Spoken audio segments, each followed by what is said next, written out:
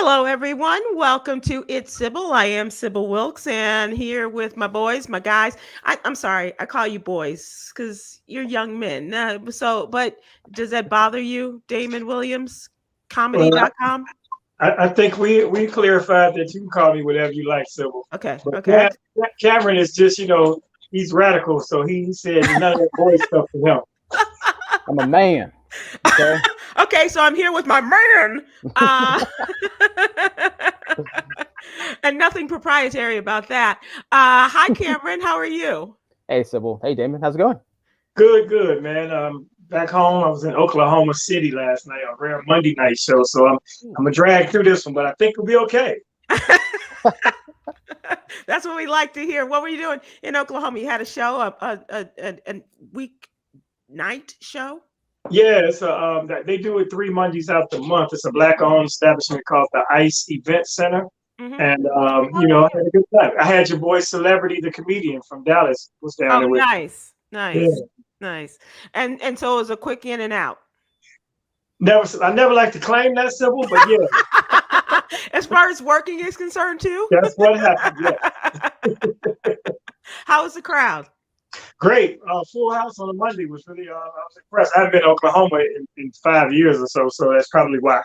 But they have good food and cheap drinks and great, it's a nice place and it's black owned. So and great comedy. Okay.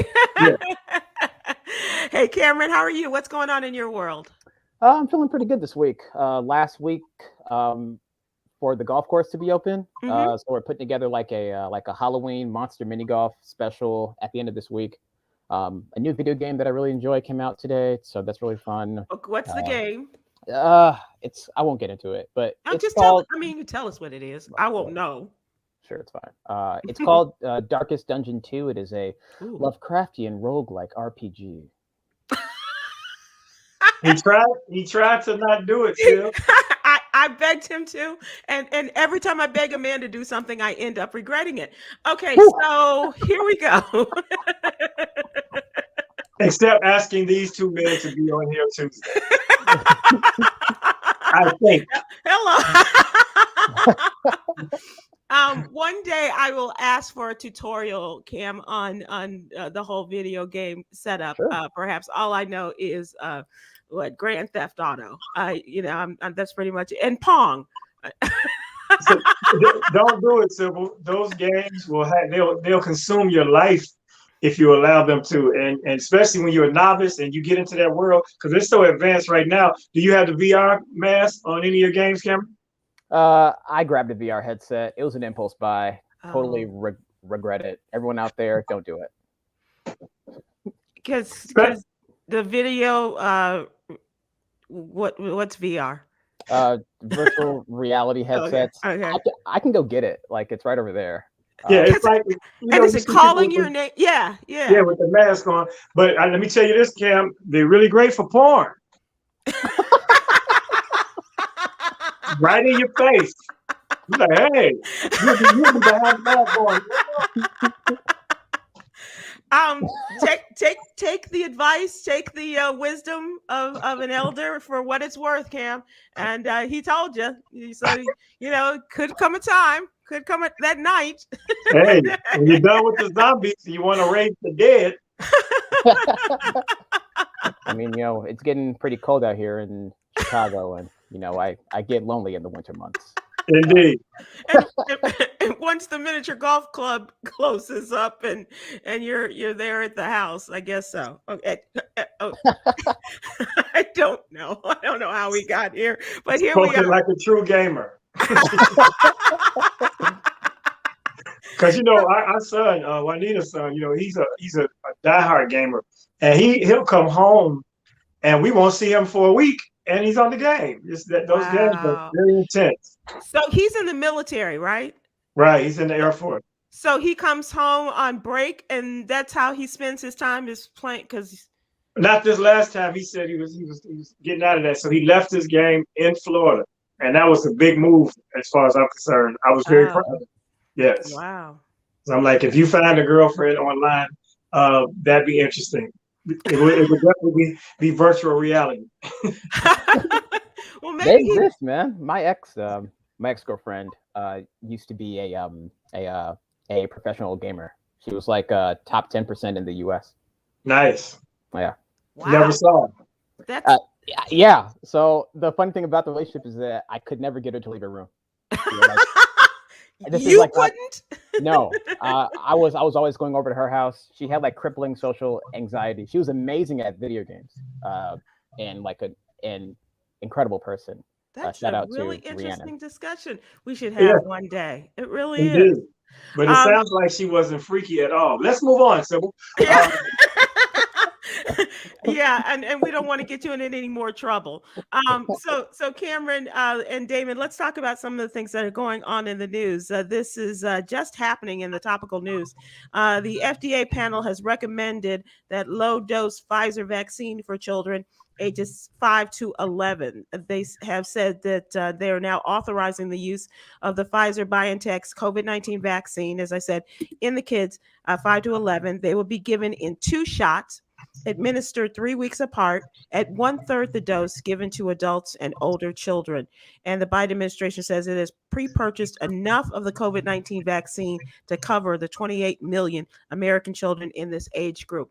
And it's sounding like they're going to be able to start getting the vaccinations right after the first part of next week.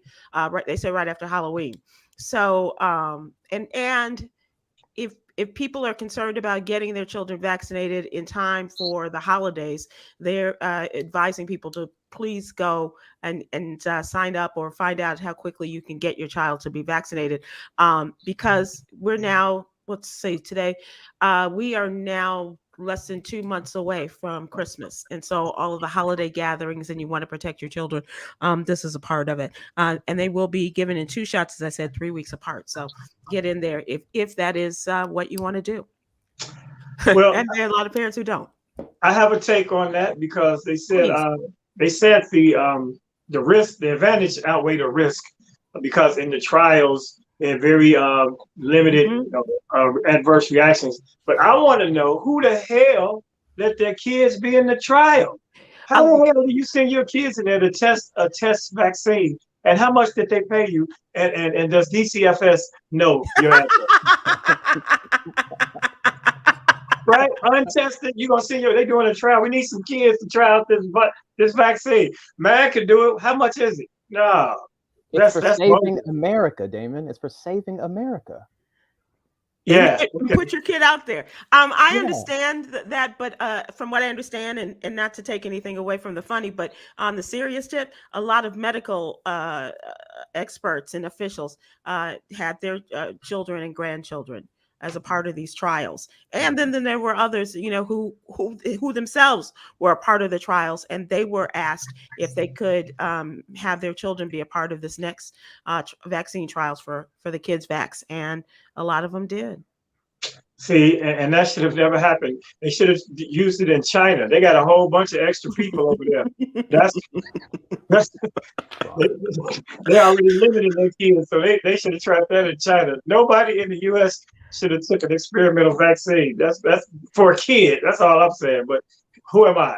And where the vaccine started, unless you ask the Chinese, and the Chinese tell you it started through the Maine lobsters in this country. So so we'll have more information, but for sure the Pfizer COVID-19 vaccine will be available next week, and so we'll see what happens there. All right, in Washington D.C. as well, the social media execs were on the hot seat before senators today. And that was TikTok and Snapchat.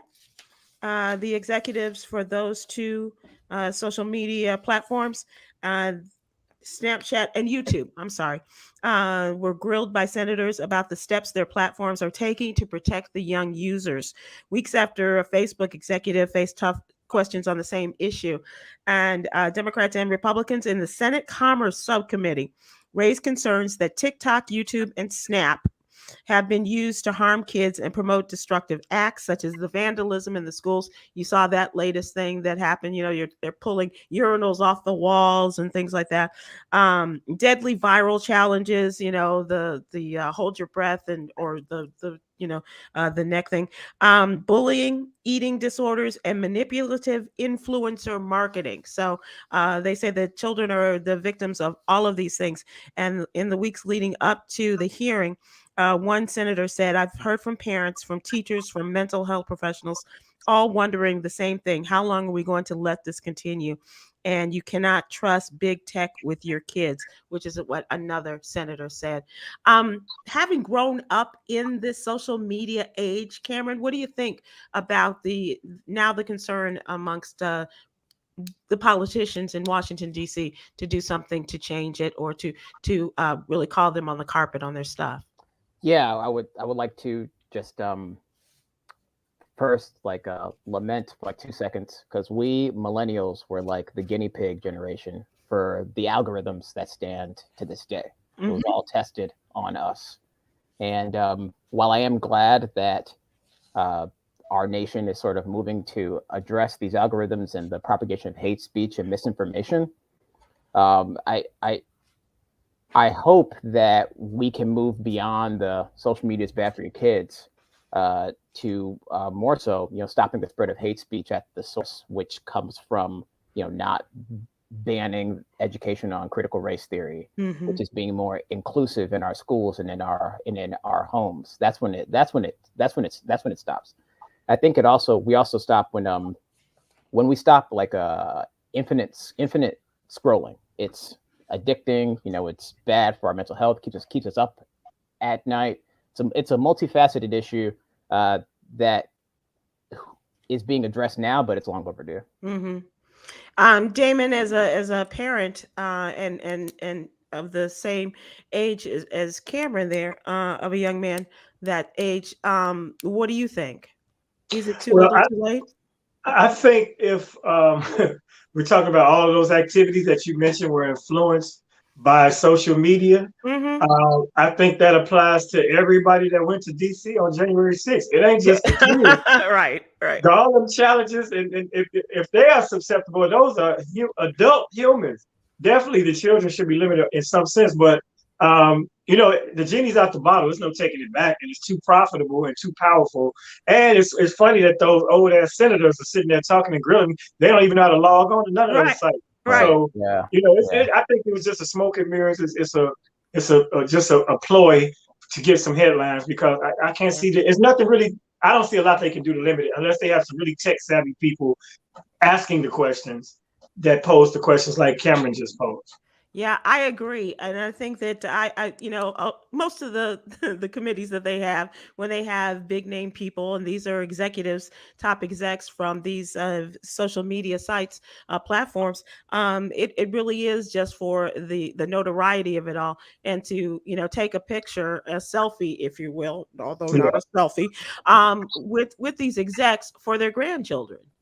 Yeah, it's like they sitting up there saying, "So you're telling me that Snap Face doesn't influence our kids?" Excuse me, Senator. That's a Snapchat. That's what I said. Never mind. Even better answer. That's what I said. Yeah.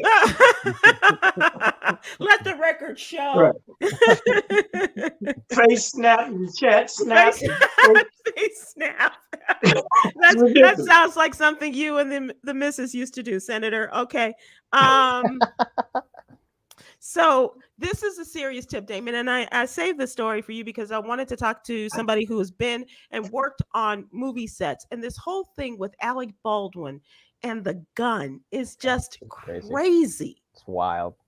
And when the story first came out, and that he killed this director of photography, and that the bullet went through one person and then hit another person on a movie set in which I don't even know how bullets were a part of this, but now, they clear the guns and all of this kind of stuff. And now the assistant director who handed Alec Baldwin the prop gun had been terminated from a previous film after a firearm incident. Yeah. This person was not a stranger to this kind of thing, lost a job because he did this. And so they say the assistant director, identified as David Halls, handed Alec Baldwin the prop gun moments before the fatal shooting and terminated from a previous film after a situation involving a firearm injured a crew member. Luckily, was not the fatality that they found on that occurred on Rust, but this happened just in 2019. Damon, have you been on a set where the use of firearms, or prop guns as they call it, are a part of the scenes? Yes, and let me tell you, I just completed a film in Atlanta, and if you think that Alec Baldwin film was low budget, let me tell you how low this one was. So we had 3 prop guns, but the scene called for 4 guns on this one particular scene. So one of the cast members went out to the car and got his own firearm and brought it in on the set. My God. But we still checked it. We had 2 people check it before they handed it to an actor. And that's just protocol, just from us being, safe with common sense. Yeah. On that set, though, the armorer, which is the title of people who handle the firearms, she was a newbie, as you heard. She was inexperienced, and she was probably hired for that job through nepotism because her father was, a gunsmith and a well-known person throughout the industry. So that's what happens when you pass down these jobs to people just because they know somebody. She even said and admitted that she wasn't up for the task for the last movie she was on. And it's a shame that someone like Alec Baldwin, who is, has the stature that he has, is now going to live with that for the rest of his life based on amateur activity. But the rule is you try the gun. Now, who am I to judge? Because, I shot myself with a real gun before. I got a bullet in my leg now. I forgot about that. Yeah. Yeah. So, I mean, maybe I should even maybe you should ask Cameron. Before we move on and Cameron, get your point of view on this, Damon, would you like to share with the audience about the incident? Yeah. How you shot yourself? Yeah. Yeah, man. Well, I was a teenager. I'd always been a comedian, Cameron. I've had some sketchy days in the past, and I hate to be a disappointing role model and David's dad talking to you about it. But I was selling a little weed and some other items back in the day. This is like a real life, Cameron. Yeah. I had a revolver, a 32, and one of the OGs, like, whenever you selling your little weed, always had your gun cocked in case they try to rob you. You had an ups. Now, mind you, it was a $30 situation. I could have just let them rob me if that was the case. I didn't need to protect this $30. But I was also wearing a sweater jacket. Now, you might be too young to remember, we had these jackets, they made out of sweater material, but they had suede sleeves, and it was very nice. And so I put the pistol and I went to take it out of my pocket, and it snagged on the sweater stuff. Now, mind you, it was in my right pocket, and I'm left-handed. First mistake. Second mistake, you don't have a cocked gun in sweater material. So it snagged, it went off, and it hit me right below my pelvis and in my regional area where it could have been a problem for the rest of my life. Luckily, yes, I swayed to the left. Now, that is it. Had that not been the case, you might have heard 2 shots that night. So if I'd have shot that, I'd have shot this. Pow! Okay, pow. Because you would have been done for. Out here, out of both your heads, yes. Yeah, exactly. Wow. So there you have it. That's why I'm very safe on movie sets when it comes to firearms, because I almost lost something very valuable to me. Yeah, amen. Yeah, and it could have stopped a lot of your progeny there. Damon, let me ask you this. You said that your movie was a low budget film, and that's what a lot of the complaints, people have walked off this set of Rust, of Baldwin's film, because they said of the conditions and things just a few days before. They had, let their friends and colleagues know about the things that were going on, and many of them left before this happened. So there was a breakdown on that film even before this happened. So those things happen. But gosh, what does it cost for you to be safe? No, well, I mean, and I'm just still feeling so bad for Alec Baldwin, and then the asshole Donald Jr. I don't know if you heard about that. Oh my God! Yeah, I was going to ask you about that, Cameron. So what do you think, Damon? Well, first of all, I don't know how low of a budget film Alec Baldwin would be involved with. What type of passion project that could have been? Where because our movie, he paid the whole cast and crew on Cash App, so I know. They had to have more money than us, and we survived. But that, I mean, it's sad. It's not, and then for them to exploit Candace Owens and Donald Jr. make fun of Alec just because he lambasted and roasted their dad on Saturday Night Live and make fun of it and lose sight of the fact that this woman lost her life and also profit from it by selling T-shirts that saying guns don't kill people. Alec Baldwin does. It takes so many of those whole anti-gun things. So Cameron, had you seen the ad that Trump Jr. had posted, or the joke that he had made as Damon referred to it? I've not seen Don Jr.'s tirade. I saw Candace's stuff, and I was like, okay, Candace, that's enough. Yeah, that's a little. It's just poor timing. Someone lost their life. Right. Yeah, that doesn't. I mean, well, look at January 6th. Someone lost their life there too, and many others maimed for the rest of their lives, and they're still claiming it as a tourist visit. So yeah, but that's different. She took her dumb ass in there and got shot. This lady was working on her job, doing what she loved to do, and was an unfortunate victim of an accident. She wasn't storming the Capitol or rebel rising or doing anything illegal. She was pursuing her passion. So for them to make light of that and to lose sight of that just for partisan politics is ignorant, it's disgusting, and I hope she catch a yeast infection. Okay, we'll close that out there. It's time for us to talk about what's really going on. And this really fascinated me. Even though I'm not watching the game, I'm still hearing reports of the football game. And so what's really going on question is, what would you do? This is in reference to the Tampa Bay Buccaneers fan rewarded for giving up Tom Brady's 600th touchdown ball. During the Bucs' decimation of the Chicago Bears Sunday, Brady threw his historic 600th career touchdown. So my question is, the wide receiver, as he caught the ball, and there was a Bucs fan in the crowd, and he tossed this ball to the fan. And so like, oh my God, what have I done? So he went, Mike Evans, I believe is his name. He went and he talked to the guy and managed to get the ball back for Brady for historic purposes. And so he promised him, we'll get you a jersey. You can have the cleats I'm wearing, and we'll get you stuff if you'll give us this ball. And so the guy said, okay. He did. What he gave up for the ball, includes season passes for two. He gets the season tickets, the autographed memorabilia for the ball he originally got as a celebration, and now it has been revealed that Brady says he's going to give him a Bitcoin, which as of today is worth $62,000. Wow.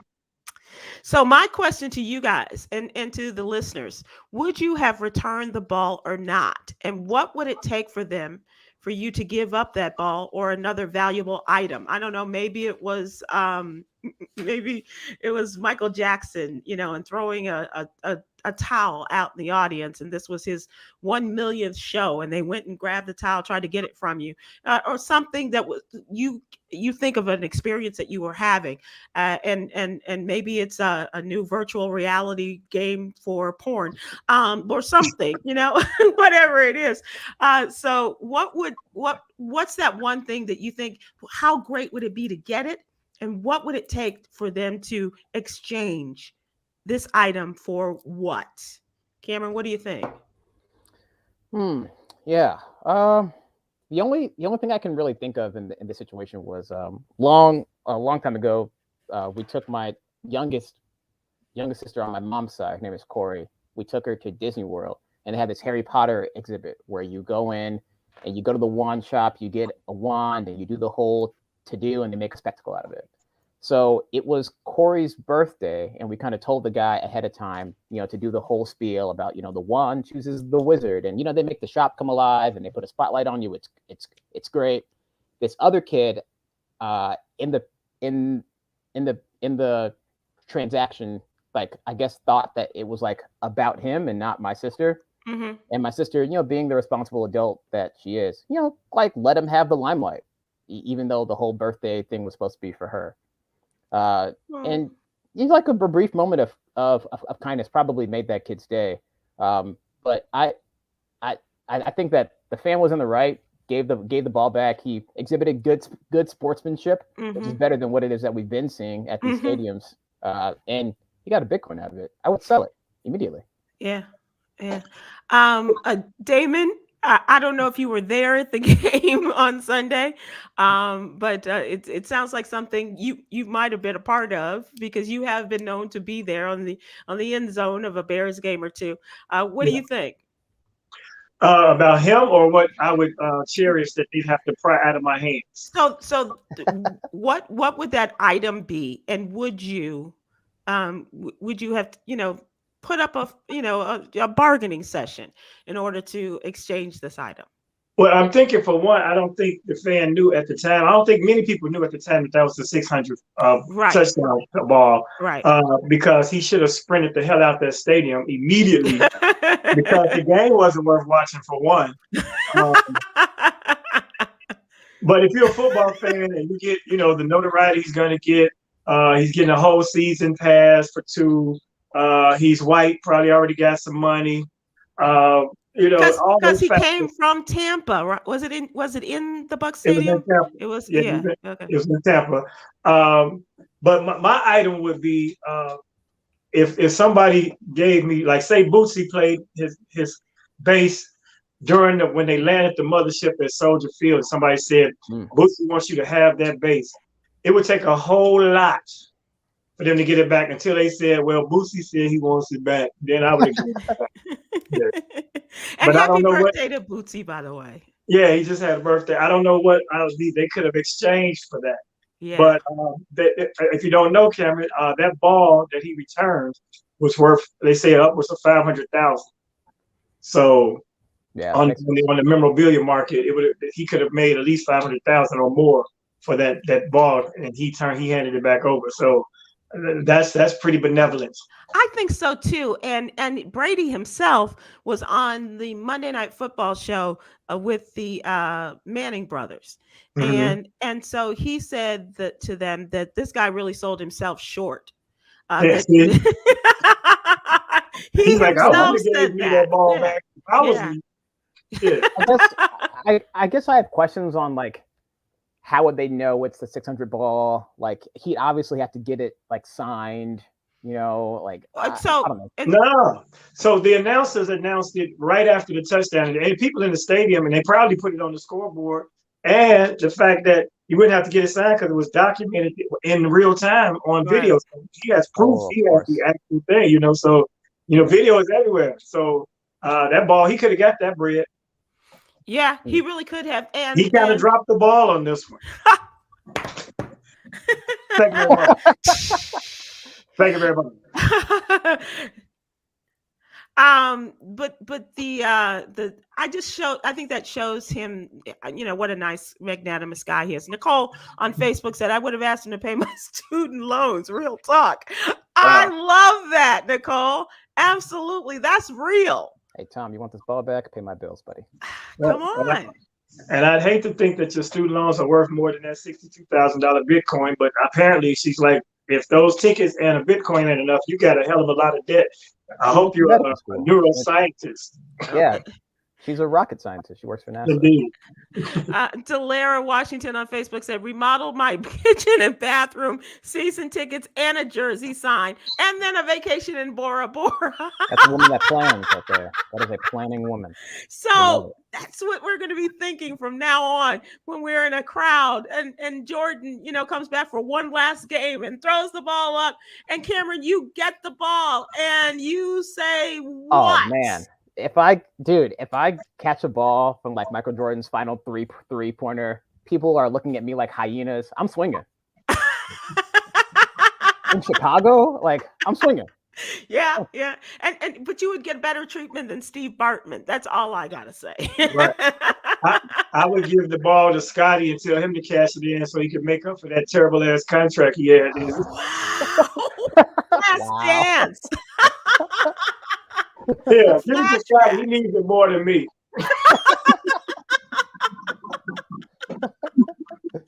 don't think Scotty wouldn't sell that for all of the money available. Absolutely. Indeed. He's got alimony and everything else. Debbie Boyd says, no, they would have to buy it back from me on eBay. All right, Debbie Boyd on Facebook.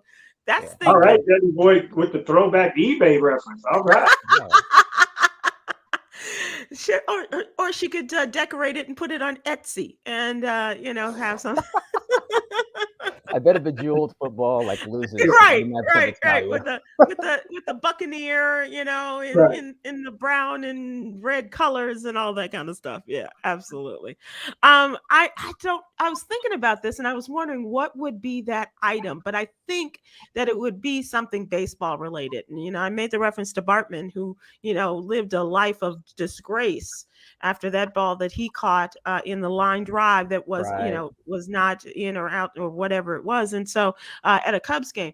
But I would think it would be something baseball related. I don't know, like if maybe like Baez tip off one of his gold chains that he bats with. Oh, okay. Toss it in the stands. I mean, for me, of course, it would have to be like Walter Payton's last touchdown, right? Something like that. Right. That's what I was thinking about too. Yeah. Stevie Wonder's harmonica. Anything from, like, I remember at one of the family reunions and the Jacksons were playing, Damon, and Tito gave me his guitar pick. And it was one of those guitar picks, it has the Jacksons on it, it's Tito. Yeah. So that was really cool. I would like to have Stevie Wonder's hairbrush, because I know that's an expensive item. That's got to be a vintage antique by now. I was gonna say I want Stevie Wonder's like one of his 4 dreadlocks. This one. And would you attach it, Cam, or would you hold it? Would you put it in a decorative box or something? Yeah. I'd like frame it. Maybe use that as a scarf in the wintertime. This is Stevie Wonder's dread. Yeah, I need Stevie Wonder's 1970s hairline, baby hair.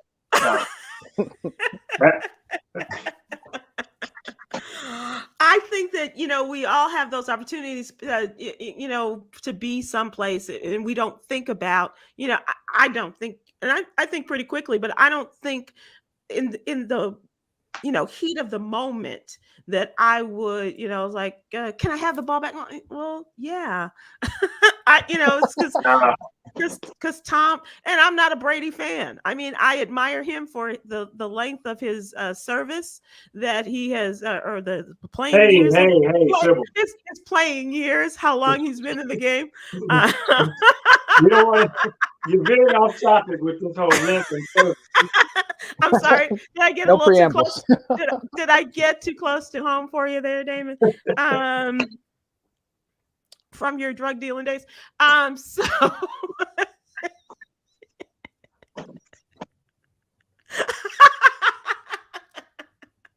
So I don't know what it would take for me, but I like to think that, was it deflated? There it is. Tim Williams asking on Facebook. That's another great callback, CM, because we know about inflate gates. Yes. Oh my God. Yeah. Oh, that's exactly. a good one. Should have waited. Well, I think that I would wait a little bit on that Bitcoin, see if it does go up, because the $62,000. And Cameron, you and Damon might know better than me how high the Bitcoins have gone of late. This is not financial advice. I'm not a financial advisor. This is not financial advice. I'm not a financial advisor. But Bitcoin fluctuates between the $50,000 and $60,000 range. Okay. People who own the most Bitcoin, because Bitcoin isn't regulated by the federal government, people in the crypto market can just inflate the price and then deflate the price and manipulate the market however it is that they choose. Right. Yeah. So I would sell the Bitcoin at 60K, wait till it falls to 50K, buy it again, and just keep getting a $10,000 profit. Oh, nice. I'm not a financial advisor. This is not financial advice. Damon, do you have an idea of what the Bitcoins, and would you take Cameron's advice that he really didn't give, regarding selling and trading and all of that? As soon as they put that in my account, it's so I need U.S. currency of some sort right away because I have no idea or grasp of the old cryptocurrency, and they keep coming out with new ones. And I don't know, how do you spend a Bitcoin at Walmart? That's my question. I know I know you probably got to go online, blah blah blah, but I need to be able to have access to my funds. So no, I wouldn't take his Bitcoin. I'd like Tom, sell that coin. Bring me 62K in 20s. In a briefcase with 2 keys. All right, gentlemen, it's time for us to take a look at the What You Need to Know newsletter. This, of course, is the newsletter that Cameron definitely is a major part of as a political contributor, as well as lifestyle and some business information as well. I'm not a financial advisor. With his stories. But it is a free subscription. Please go to SybilWilkes.com to sign up for the newsletter. And Cameron, in today's newsletter, you talk about redlining and how computers are getting in on the redlining disgrace. Yeah. So redlining is the term originates from how investment institutions, lending institutions used to draw a red line on certain districts or certain municipalities that they would not invest in because they were predominantly Black or however. And so that's where the term redlining comes from. And now we're noticing that a lot of the redlining is done via computer algorithms, to no surprise. And so folks on Capitol Hill have put together a task force to address redlining in hopes that future generations will have equal access to equitable loans, which is great. There's been people. It's been proven that communities who have been redlined in the past have fractions of earning potential or income as a family that does not live in a redline neighborhood. Right. Likewise, families who purchase homes in redline neighborhoods, that is a total detriment to your family's net worth over long periods of time. So while this is great for the families of tomorrow, what about the families like my own who have purchased property in redline neighborhoods? It's time for these reparations, man. Another form of reparation, or another instance of where reparations is should be a part of the discussion, most certainly. Damon, and I don't know about you, but I know that growing up there was always that discussion, especially on the south side of Chicago, regarding redlining, and it was the effort by the government to stop it, but not really. And now the Justice Department is getting in on it and say that they are going to work to eliminate this, whether you believe it or not. But certainly, I think we've all been, from whence we come, we've been a part of this. Well, I think we also, Sybil, are exceptions to it because the communities that we were able to infiltrate early in this, I don't know where your family moved in, they were like Morgan Park or Yep. Yeah. So, and my mother moved into the outskirts right of Beverly. And I think it's because my mother was a phone operator, and I know your parents were very affluent as far as diction is concerned. I think they didn't know that we were Black when she called in for the loan. Right.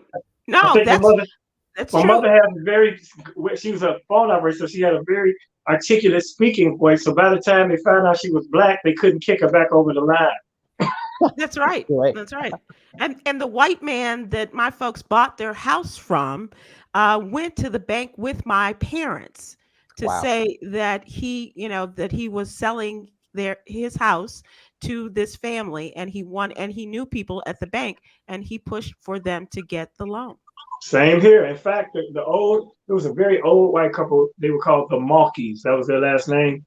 They actually, since we weren't living in the district before we closed on the house, but the school had just been built, and my mother wanted us to go to school in our new neighborhood. They allowed us to go to their house for lunch and after school. so that we could Oh, stay in that wow. school district and use our address over there. Yeah, but we had to still catch the train back to Inglewood, or to Yeah. Woodline, I should say, every day. But so they were very benevolent, or they was really just trying to get the hell out of that house. Yeah, well, there's that too. Because the man who sold the house to my parents, he was very anxious to get out too. So he was Yeah. willing to do whatever it took to help this young couple get their house. So this is really interesting, and I'm wondering from your writing of the story, Khameron, do you think that the Justice Department, that the Biden Justice Department, is really going to make a difference in this? What I'm hoping that'll come out of this is just more research, research that supports the argument for reparations. Mm-hmm. People in Evanston, Illinois, Mm-hmm. have already used redlining as a framework to give people reparations. I believe it was like, if you've been living in Evanston since like the 30s, you got qualified for like 5 figures and like some other stuff. Yeah. But I'm hoping that they can use this research as a framework for reparation legislation going forward. Yeah. And this is going to take time. Research takes time. Yeah, absolutely. Yeah, and the damage is exponential. So even Right. if that one person, it's a step in the right direction. That's all. Mm-hmm. Yeah, it is, but you're right about the damage, and like that, rock upon the water and the ripples. That's really the way I see it in terms of the damage that has been done, and perhaps sadly continues. But let's hope that as you stated, that change will come. It's denying us generational wealth that should have been passed down. Mm-hmm. It's also still dictating the lack of accumulation of wealth because of the higher interest rates that redline districts have to pay for everything, Mm-hmm. including insurance, and so you're still being chipped away at. And so I'm glad somebody's talking about it. But if this administration changes, that's the thing about America. The whole policy could change in the next administration. Right. Yep. There is good news regarding the coronavirus cases. Every day in the newsletter, we talk about giving a coronavirus update. We talk about the changes, the ups, the downs. We'll talk about the children being allowed to get the vaccine, a third of the dosage, and what have you. But in this issue of the What You Need to Know newsletter, over the last month, the daily case average in the U.S. dropped by nearly 43%. They said that is thanks to falling infections in states like Florida, Mississippi, and Louisiana, which is a real shocker because they were the ones that were leading all those southern states with the Republican governors and not really requiring people to mask up to get vaccinated. And now they're seeing the averages drop by nearly 90% or more since August. On the other side of it, several states in the Northeast and the upper Midwest, including Minnesota and Michigan, are on the rise. And Alaska currently has the country's highest infection rate. And that's followed by Montana, Wyoming, Idaho, and North Dakota. And it might have something to do with the weather because, the rates do go up, or they did, as we can see, during the pandemic as the weather got colder. And they were saying that that might have something to do with it. I'm not sure how cold it is in those states right now, but it's interesting to see. My take on it is those states that you mentioned that it's dropping, that's because they stay wide open. Everybody already caught it. All of them had it. It was also a place where it was surging. It ain't nobody left to catch it. So I thought about that, but Damon, have you noticed that there are repeat cases of people getting COVID even after they've had it once? Right. Yeah. No, I didn't. But yeah. Yeah. Well, and even if they have, of course, they have not been vaccinated, most of them that have had the repeat cases, but definitely there have been repeat cases of COVID for people, just because they may have some immunity, not enough, especially for the Delta variant. Yeah, well, a positive test and a positive reading does not necessarily mean you got that bad COVID. You can get that COVID light 2-3 times, but that real COVID, that ventilator COVID, okay, that's the one-shot deal. So I know maybe we're developing some type of a natural immunity or natural resistance to it. Mm-hmm. And so you still test positive, but it's not as severe. And let's hope we're getting past this, because now most places I go, these people are living their best life, and now it's like we've declared COVID over. Yeah. So hopefully, that doesn't backfire, and especially as we come to the colder months, because I would hate to face another shutdown or slowdown or reduced capacity out here in the world for everybody, but especially for myself at Riddle's Comedy Club, which I'm there Wednesday, Friday, and Saturday. Hey, there it is. Shameless plug. Nothing shameless about that, son. Full capacity. I do want to mention a new addition that we have to the newsletter on Tuesday, and that is the wonderful. I'm sorry. That is the wonderful financial advice and the acumen of Katrina Kraft Jenkins. She is a CPA. And in today's newsletter, she talks about 3 life changes that can bring huge tax surprises, like getting married or experiencing other big life events, growing your family, and getting a divorce illegally ends your marriage, but may not terminate all the tax obligations. So she talks about the big 3 there. And Katrina will be with us on a regular basis, giving out her wealth of knowledge to folks. And so we welcome her to the team as well.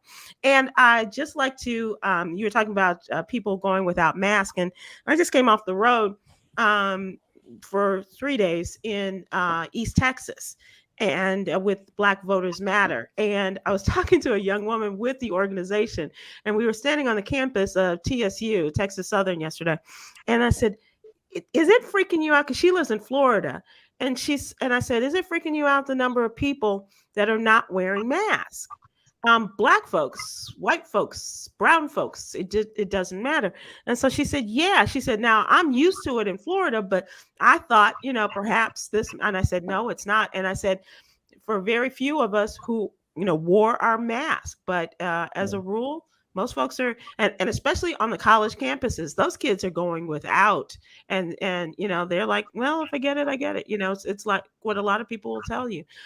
So that is related to the COVID story. But I also want to thank people for coming out. It was great to meet a lot of people, and it's really encouraging, especially to meet young people on the campuses like TSU and other just community activists who came out and understand, as Cliff Albright, who is the co-founder of Black Voters Matter, said, red states don't exist. There are only states where Black people are not being supported and are not getting the advantages that they deserve. And so their effort has been proven in Georgia. And he said, if it happened in Georgia, it can happen in Texas. And by happening in Georgia, the work that organizations like Black Voters Matter did brought about, not only with Joe Biden taking him over the top, remember on that Saturday when the numbers came out for Georgia and put him over the top the Saturday after Election Day, but also, as the runoffs indicated, 2 Democrats representing the state of Georgia in the United States Senate, which has made a difference in this last 10 months. So they're great people, and they have such a great group of young people. It's really great to be out there with them. So I thank them for having me out there with them, and I hope that we'll continue our partnership in doing things like that as this goes on.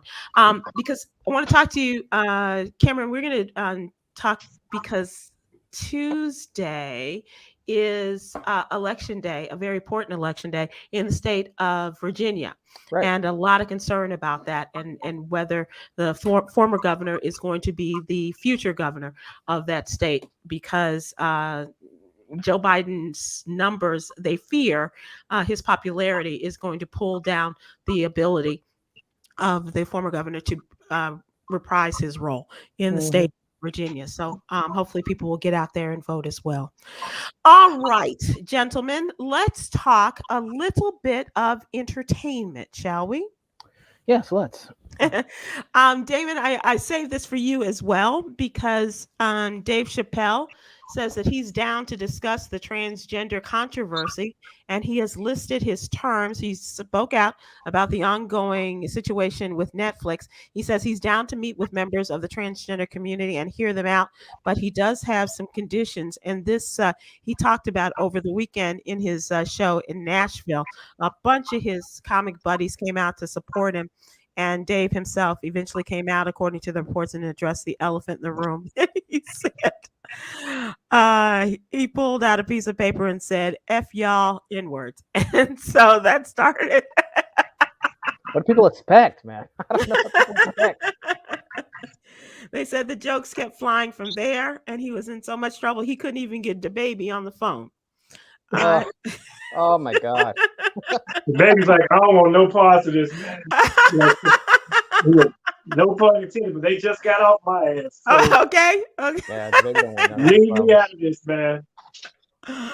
He said that there has been a lot of interest in his untitled documentary from film festivals, which he recently screened at the Hollywood Bowl, just as the controversy over his special began over the closer. And he says he's being dropped from some of those festivals, and he shouted out Netflix for standing firm and taking down for not taking down the special.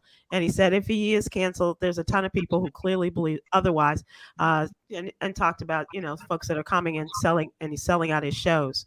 And so he says whoever he talks to has to watch the special from the start to finish. And that's been what a lot of people have said, is that they, you know, have they really watched it? Do they really know and understand how this all came about?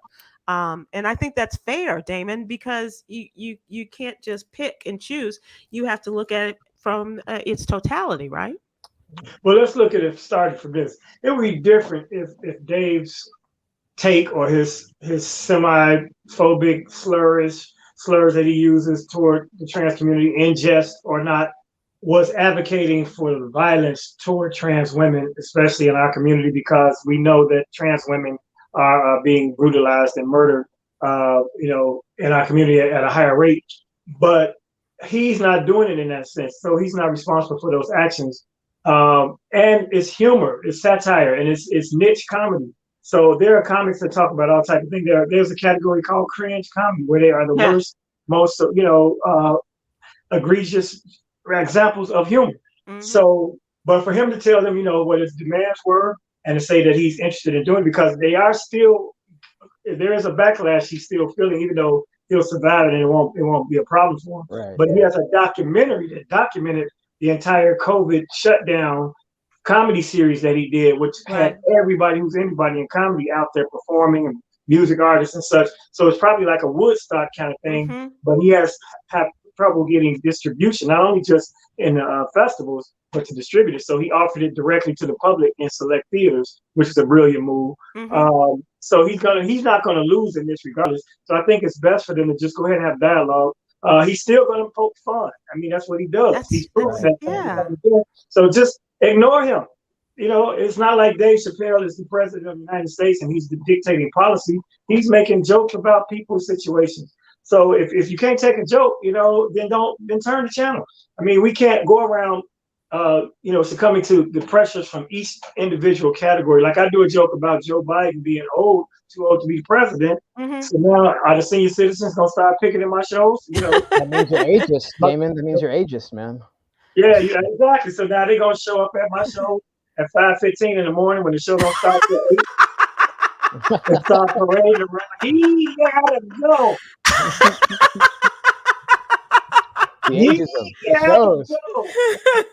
But it won't last long. About the fifth circle, they forget the cause. Like what? and don't forget, I gotta pee. Right. I need a nap. So that's and not to make light of seniors, because I don't want a problem. Oh, that's okay. But you have to go these little, you know, you have to defend your humor, and once you start doing that, it waters it down. It changes the dynamic in the room, and it's going to be. We will suffer from it more than we'll benefit from people with this cancel culture, because a lot of art and creativity and artistic expression will be lost in the sauce because people are trying to be concerned about people's feelings and things of that nature. So where does it stop? Where do we draw the line? What's the next group that's going to tell comedians they can't talk about that? People with glasses Now we got the, the Cross-Eyed Coalition, telling us we can't talk about people with cock eyes. What's right. Yeah, where does it stop? It just it gets crazier and crazier. All right, gentlemen, thank you so much. It's been a great comment. I'm sorry, Cameron. Oh, yeah, just no. You have something you want to add? Yeah, just I think it's a great opportunity to open up a dialogue with where comedy fits in this era of like radical acceptance of people's identities and backgrounds and stuff, and cancel culture and all of that. Yeah, and so more so the acceptance, because what he's saying is that we have now become more aware of humanity and how our humor affects people, whereas it was not taken into consideration in the past. If it wasn't you, then you laughing. So now we know that it does. Words hurt, and if you're in a comedy club and everybody's laughing at something that directly affects your life, now you feel, victimized by it. And so I think that's what he's trying to say. It's a radical acceptance of people's circumstances that's driving these movements, and it's stifling humor and creativity. Yeah, there's also like a community of people who think like that you should, if you're a comic, you should punch up and not down, which is to say that you shouldn't be making fun of people who don't benefit from the power structure. So if you're a straight Black man, you should not make fun of women, trans women, queer people. You should only be making fun of old people, apparently, Damon. You should only make fun of old people. And that's an interesting premise. You know what? We're gonna have to continue this conversation. No. I think it's fascinating, but time is not on our side as we talk about this. So I promise we will open up the floor for that conversation. No, we talked about all that other stuff. John, he quits. Okay, so I don't have to ask Damon where he's appearing. Yes, actually, I'm going to Plainfield, New Jersey. Hopefully, the nor'easter will pass by tomorrow. I'm going Thursday to Aruga's Comedy Club with my man Talent Thursday and Friday. Oh, nice. Saturday, I'll be at Riddles with AJ Sanders from A Different World in Martin. Keep my head back. Cool. Yeah, so come on through. Absolutely. And of course, at DamonWilliams.com, you can get DamonWilliamsComedy.com. You can get more information. Karen, good luck to you in the weather and your last week at the mini golf course. Thanks. Yeah, I'll definitely let you all know how it goes next week. Anyone who's out there can find me on Instagram at Cameron with the KH. Don't disgrace my mom's spelling of my name. Cameron with KH_Riley. And he brought his mama into it. Now we really can't say anything. Yeah. All right, so we close with the Yogi's Jewel today. Anxiety and depression are the companions to confusion. Ooh. Stay focused, gentlemen. Okay, Yogi. That's how you put a bow on it. Okay. Yeah. All right, so thank you so much. We'll see you all soon. Take care. Aloha. Bye, everybody. Peace.